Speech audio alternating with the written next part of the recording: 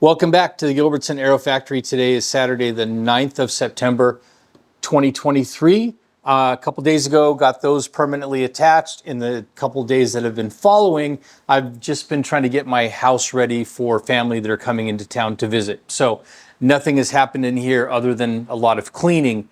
And today I don't have a lot of time, but I do want to get something done. So what I've decided to do is to mount the fuel tanks temporarily. The plans call for mounting the fuel tanks, putting a screw in every other hole to make sure that the spars are nice and true before attaching the top skins. So I know that we still have to prep the top skins, but this just seems like a more fun project to do today. On the topic of today, we had our monthly chapter meeting for EAA Chapter 302, and I ended up meeting there one of the viewers of the channel, which was super cool and unexpected. But Tim, who doesn't live very far away from me, is going to be receiving his RV-8 empennage kit, I think, toward the end of the month. So that's pretty exciting. And I look forward to maybe helping him avoid some of the goofy mistakes that I made in that first part of the build. So enough of that. Let's just see what little bit we can get done today and get on with our lives. Let's build an airplane. And once again, welcome back, episode 101. This is kind of getting ready to get ready type of work. Took about 2 hours, but yes, I do have to prep the top skins, and obviously that will happen, but this has to happen too, and this is just more fun. Attaching the tanks, seeing what it looks like kind of all put together, but it holds a practical purpose in that it's in the instructions just to help ensure that that spar is completely straight when you attach the top skins. So what you saw me doing, or what you see me doing right here, is redoing the whole string thing just to double check the how true or straight that spar is with no sag. And I think the right wing didn't require any adjustment, and the left wing required minor adjustment. It was maybe off by a millimeter in the middle. Fitting these tanks on, it's the first time that I have fit them on after they have been built. And it's very snug fitting because you have dimpled the skin of the tank where it meets up with the spar, and those are thick skins, and it's a very sturdy and stiff structure now that it's all riveted together. So it took a little bit of convincing to get it to drop down into place, but super satisfying once you do get into place and see that everything is just lined up. The engineering is just amazing on these kits. You see me using an electric screwdriver. These bolts that hold the Z-brackets, attach the Z-brackets to the spar, they take it like a 3/8 inch socket. If you've never worked with nut plates before, I never have. The first time that you screw a screw or bolt into a nut plate, it feels kind of weird, like you're working too hard, or maybe it's cross-threaded, and that's because the way the nut plate works is that toward the end of it, where the bolt or the screw is passing through, it's kind of pinched a little bit, and it creates some tension. So it feels kind of awkward and uneasy. The reason I like this slow, low-power screwdriver, and you see me use it for deburring, is because there's no risk that thing is going to be too aggressive and either force a cross thread or just over torque it. It doesn't have that much power, so it's a good way. With my fingers, I get all of these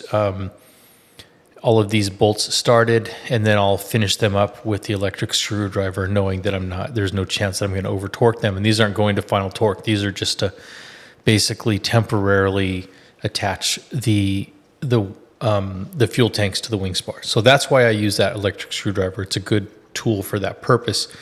And then in a few minutes, once I have all of these Z brackets attached, then I will do the AN screws that run along the skin to spar flange, and then also up and over the joint plate that connects the leading edge to the fuel tank. And there I'm doing every other. And I think you saw me, I started with the electric screwdriver and decided that I didn't like it. And I'm also, this is something that I wanted to talk about with these. These are AN screws, Phillips head screws. It's really easy to booger these up and strip them out. And so what I'm doing here is I'm using my bigger power drill, but I've got the clutch on that drill turned all the way down to 1. So I'm only putting these in like a half or 2/3 of the way in, just to get them all set, without the risk of accidentally trying to apply too much torque and starting to strip those out, because it's really easy to strip them out. So when you saw me, when I went over to my tool chest, what I was doing was making sure that I was grabbing the perfect sized Phillips head for these particular screws. And then now I'm making a second pass where I'm putting them in the rest of the way, and I'm still not using very much torque at all. I've only turned the clutch up on that thing to a 3, and that seems to be the perfect amount to get them to seat all the way down without putting a lot of torque on them. I don't want to put a lot of torque on them because I don't want to risk the Phillips head skipping and starting to strip those out. This is a temporary attachment, so I'm doing every other hole here all the way around. And every other hole. And as I said before, I was not wrong. This was definitely more fun than prepping skins, although those skins aren't going to be that difficult to prep. They're all flat. They're not wonky, like the fuel tank or the leading edge skins. But this was just a fun little bit of work that makes it look like a real airplane part. But yeah, very satisfying work. What I'm looking in there, there's an access hatch there, inspection panel that really doesn't serve a purpose, at least for me. That's put there if you were to use the stall warner, they call it, that would be installed in the nose of that bay of the leading edge. I'm not doing that. I'm using angle of attack, but it's nice to have that there. And I had taken or removed the tie down attach that, if you go way back in like maybe the first 7 or 8 episodes of the wings, that's when I fabricated those. And it's kind of two things. It's the tie down point, and it's also what the aileron bell crank brackets get attached to. So I had taken that one out when I drilled the hole in the skin for the tie down attach. And I've left it out because it was easy enough, because I knew that I'd be able to stick my hand in there and reattach it. And that's what I was doing. You'll see me leave, and I'll come back with the book. I want to make sure that I torque these to the correct value.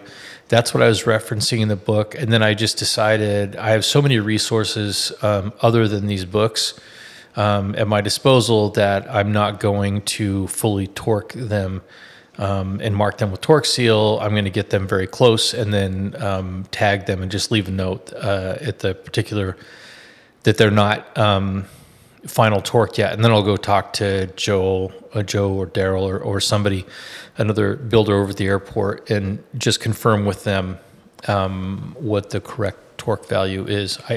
There we go. Book number 1, and in a few minutes will come out book number 2. Looking for the same information. I think on these AN9,